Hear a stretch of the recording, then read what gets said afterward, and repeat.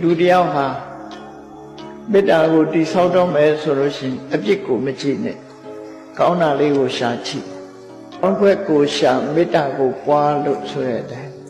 ကောင်းတဲ့အကွက်ကလေးကိုကြည့်ပြီးတော့မေတ္တာပွားလိုက်ရတယ်လူတိုင်းဟာအဆိုးကြီးမဟုတ်ဘူးအကောင်းတွေရှိတတ်သေးတယ်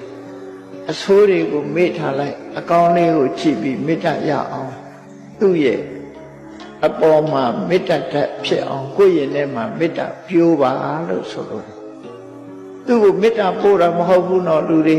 လွဲမှားပြီးတော့မေတ္တာပို့ခိုင်းနေတာပြောတာမဟုတ်ဘူးကိုယ့်ရင်ထဲကအမုန်းတရားပျောက်ဖို့ရာအတွက်မေတ္တာတက်ကိုတည်ဆောက်တာနော်အဲ့တော့တည်ဆောက်တဲ့အခါမှာကိုယ့်ရင်ထဲမှာပဲတည်ဆောက်အောင်သို့တော့အာယုံပြုတဲ့အနေနဲ့ကတော့ကိုမုန်းတဲ့ပုဂ္ဂိုလ်အာယုံပြုပြီးတော့